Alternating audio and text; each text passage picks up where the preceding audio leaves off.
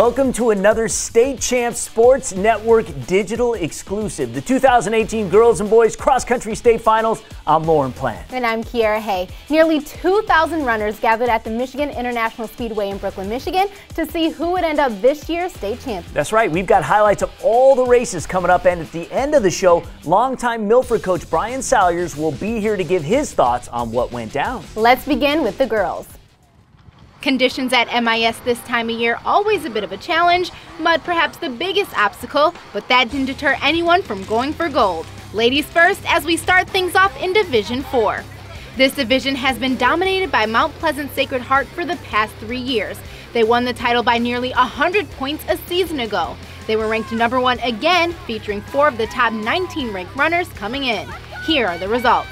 Royal Oak Shrine junior Ellie Kendall took 15th a year ago and was able to finish 3rd this season. 4 freshmen finished in the top 18 last season, and Lansing Christian Madison Bowles was one of them, taking 5th.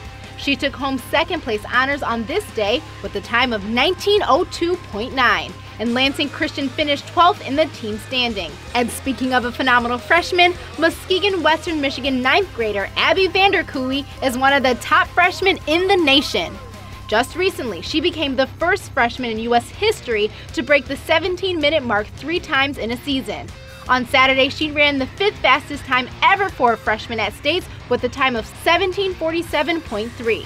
The muddy conditions no doubt prevented her from breaking the 17-minute mark again. However, her time was still 2nd best all-time in Division 4. She outpaced 2nd place by 1 minute and 15 seconds. Her efforts landed the Warriors a 3rd place win overall, the best in school history. In the end, Division 4 continued to be dominated by Mount Pleasant Sacred Heart. The Irish won their 4th straight team championship, holding off a strong Saugatuck squad by a 69-82 margin. Desiree McConnell was 6th, Scott Nelson 8th, Lauren McDonald 10th, Cammie McConnell 18th, and Hannah Wilkinson took 55th. Next up, we head to Division 3. Hart came in ranked among the top teams in the state for 2 years running, regardless of class. 5 of Hart's top 6 from last year are back. Individually, Kent City's Lauren Freeland won the 800 in track as a junior last spring, and the senior here finishing in 3rd place. But there has been a great rivalry brewing since 2 girls have been facing each other since middle school. And for the 2nd year in a row, the 2 were gunning for number 1 at MIS. Adeline Ackley came in with the top time of 17:006, which was the 3rd best time regardless of class in 2018.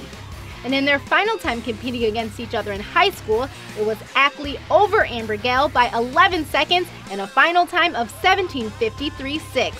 Ackley's 3rd consecutive individual title. There were actually 2 Ackley sisters and a cousin that helped the Pirates win their 2nd team championship in a row. Sophomore Savannah Ackley was 7th, freshman Adriana Enns 10th, sophomore Leanne Ackley 13th, and sophomore Mackenzie Stite was 14th as Hart beat 2nd Calvin Christian by 100 points. In Division 2, East Grand Rapids had finished twice as the team runner-up in 2015 and 2016. Competing in Division 1 a year ago and finishing 13th, the Pioneers were back in D2 and their top 3 runners back for this season, with 6 ranking among the top 29. EGR clearly the favorite, but we had a nice story as far as the individual competition.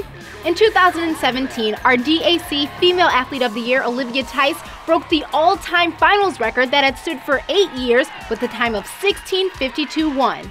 This year, and the only representative from Lansing Catholic, Olivia's sister Jaden assumed the mantle by finishing nearly 15 seconds ahead of Plainwell's McKenna Veen. St. John's Taryn Capco took 3rd, all juniors by the way. And as expected, East Grand Rapids won the team championship in commanding fashion, scoring 51 points to win by 108 over 2nd place DeWitt. All 5 of East Grand Rapids scorers made All-State by placing in the top 30. Junior Margaret Coney was 5th, freshman Ainsley Workman 11th, junior Katie Hessler 15th, junior Anna Peter 20th, and senior Audrey Whiteside 21st. And rounding off the girls' portion of the cross-country state finals in Division 1. In 2017, Troy held off Northville by 5 points to win the team state championship. But the Mustangs brought back 6 of their 7 runners and were tops in the state for the majority of the season. They were the favorites. Let's check out what happened individually. and we had a super tight race down the stretch with most of the top 5, other than the champion, just 3.3 seconds separated 2nd through 5th place. 3rd place honors went to Ann Arbor Pioneer's Zofia Dudek, and just ahead of her was Kyla Christopher Moody from West Bloomfield. But our champion became just the 2nd runner in Rockford history to win 2 individual state championships. Erika Vanderlyn ran a time of 17:08.4 in the mud, which was the 6th fastest girls' time since MIS began hosting the MHSAA finals in 1996. She is one of only 2 girls who have 2 times in the top 8. Erika ran a 17:16.8 time last year. On the team side, the Clarkson Wolves had the tightest pack of runners in the meet that was up for grabs when number 1 ranked Northfield had a rough day, placing 8th. Clarkson scored 134 points, beating Ann Arbor Pioneer by 18. Clarkson's 5 scoring runners finished within 59 seconds of each other. Junior Mia Petrie was 15th, senior Grace Nolan 16th, senior Elizabeth Dahl-Ripple 40th, senior Mallory Ferguson 59th, and sophomore Maddie Drennan was the 60th. Let's find out what went down on the boys' side of things in the cross-country state championships at Michigan International Speedway in Division 4, and on the team side, and like on the girls' side, Mount Pleasant Sacred Heart were the defending champs. But it was Saugatuck that came in the number 1 ranked team in the state. The Indians were Division 3 team a year ago, took 12th at states, and that was after winning the championship the year prior. They have flourished this season in 4, 3 of their top guys returning, and this was Saugatuck's day. The Indians scored 62 points to win their 4th MHSAA championship in 6 years by 40 points, placing 5 scoring runners within the top 30, and of course, them becoming all-state. Senior Corey Gorgas became Saugatuck's first individual champion with a time of 15:33.8. Sophomore Nick Pediga was 3rd, freshman Max Sharness 15th, senior Ray Bartlett 28th, and junior Winston Marcy 30th. Gorgas ran the 5th fastest winning time in Division 4 in the 20 years of the divisional format, his 4th all-state performance. Sacred Heart put 5 runners in the top 35 to finish 2nd as a team. Luke Pohl from Plymouth Christian Academy took 2nd individually. In Division 3, Cairo almost pulled off their first state title in 37 years by 6 points in 2017, but they came in the favorite this year with all 7 of their runners returning to try and seal the deal. Reigning champ Hanover Horton graduated 3 of its top 4 from a year ago, but returned its other 4 runners. Individually, Dundee's Colin Kane took 3rd. The Lenawee County Athletic Association All-Leaguer was 6th a year ago and had the fastest time coming in. But the Cairo Tigers are led by their senior Yami Albrecht. The 2-time defending state champ didn't disappoint. Albrecht won a kick to the finish versus Jeremy Kloss of Harbor Springs for the 2nd straight year to win his 3rd MHSAA Lower Peninsula Division 3 individual championship with a time of 15:48.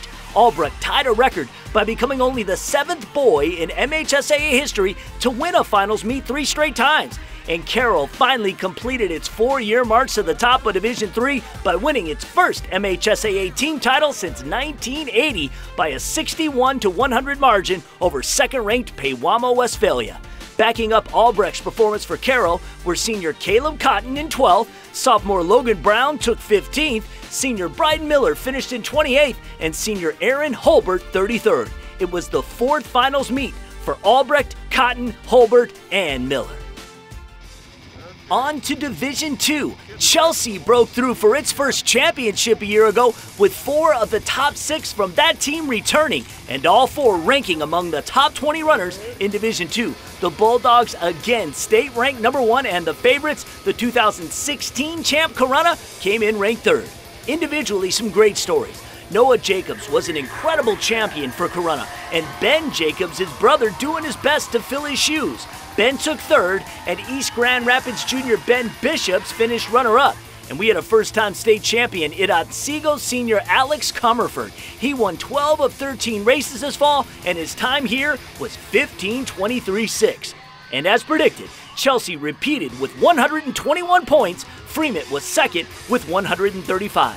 The Bulldogs put together 2 distinct packs to pull out the victory. Senior Carson Rabbit finished 11th, senior Foster Thorburn 12th, and junior Will Scott 14th. All of them finished within 2.6 seconds of each other in the first group. Juniors Xander Hartsoff in 56th and Joseph Norwood 65th were 3.3 seconds apart to complete Chelsea's scoring. Finally, we go to Division I. Plymouth's runner-up finish in 2017 was its highest ever at an MHSAA Finals, and the Wildcats were #1 this season after finishing second last year by a mere 3 points. 5 of last season's top 6 runners were back, but the defending champs, now second-ranked Arbor Pioneer, brought back 3 of its top 6 from last season's title squad. The Pioneers were led by last year's individual champ, Nick Foster. His season best of 15.31 ranks him the 3rd fastest in the state this fall. So, let's see how things shook out individually. Following a 3rd place finish in 2017, White Lake Lakeland's Harrison Grismowski again took 3rd this year, 3rd year in a row. Plymouth junior Carter Solomon took 2nd as Nick Foster won again the title, this time with a time of 15.13, his 2nd D1 title. But it was Solomon's 15.18.1 that helped Plymouth win the team championship for the first time in school history. Wall Lake Central came into the meet ranked 11th but came out in 2nd place. Following Solomon for the Wildcats were sophomore Patrick Burns, who took 15th, senior Brandon Boyd was 33rd, senior Jarrett Warner finished 60th, and junior Tyler Musson 63rd. Another cross-country season now in the books. All right, so joining us now to talk about the cross-country season is Brian Salyers, who is the Milford cross-country coach, but he also happens to be the committee chair for cross-country for the Coaches Association in cross-country. So thank you for being here today. Thank you. Appreciate it. All right, now how long have you been coaching cross-country? This is my 23rd year coaching at Milford High School. All right, so let's get your thoughts on the girls' side of things. A couple of really neat stories taking place this season, especially at the state finals. Abbie Vander becoming the first freshman in U.S. history to break the 17-minute mark 3 times in a season, and if the conditions would have been better, perhaps she would have done it at MIS on Saturday. Your thoughts on Abbie? Well, I think that, coming from a small school, she's really done an incredible job of racing to the moment. Competition isn't always there, and that's one of the challenges for a standout runner, boy or girl. But coming from a smaller division in a more rural area, you're less likely to see people that are going to push you. And she persevered all season long and really was able to race from the gun to the finish line. Yeah, and her upside, I'm sure, sky high. So young. Oh, absolutely, absolutely. And it's a tough road, though. She's got to keep progressing and doing things a little bit better. That when you're at that level, improvement is difficult. So you got to manage that and see what she does these next 3 years. One thing that I bet you see from time to time, although I don't think it's all that common, but you can correct me, is that siblings ending up at the top of the state competitions. We had a couple examples this year as Adeline Ackley won Division III for Hart. 2 of her sisters and a cousin helped them win the team title as well. Yeah, I think cross country is a sport about family, and so when you see family members, even outside of siblings, we said the cousin element is a whole nother thing, and they didn't just win, by the way. They won by 100 points. I mean, that margin of victory is something that is truly astonishing. And so that's kind of that was certainly one of the stories of the year. Absolutely. Olivia Tights was a dominant runner for Lansing Catholic. She broke Megan Gothel's record last year, and now her sister, the only representative from Lansing Catholic to be there this weekend, and Jaden comes in and wins by 15 seconds. Sisters back-to-back state champs. Well, and when you talk about that in terms of the family component, it was her time to shine. So it's also cool that she got a moment in the sun, but that also reflects on how difficult sometimes it can be to repeat. We talk about some of these people as individuals or as teams. Yeah. They didn't have a team that was able to come back and qualify. They were in a tight regional. She went as an individual. That's a completely different beast, showing up for the state finals by yourself as opposed with your teammates. So kudos to her for a great performance at the state finals. Well, and we had a sneak preview actually when Olivia and Jaden in the 3200 at the Division II track state finals went 1 and 2. So we saw what was to come. Well, you saw some of that too, just building off the older sibling, being the trailblazer for the younger sibling, and that's I'm sure she learned a lot from her sister. The ultimate motivation, you want to beat your sister, there's no doubt. So, but the favorites don't always win. In Division I, Northville as a team ranked first most of the season, but Clarkson had 5 runners finish within 59 seconds of each other. Even though their highest finisher was 15th, they win the state title. Really, Clarkson ran the perfect team race. Yes, their first finisher was 15th, Their second finisher was 16th. Yeah. If you go back and look at their 4 and 5 finished hand in hand, side by side.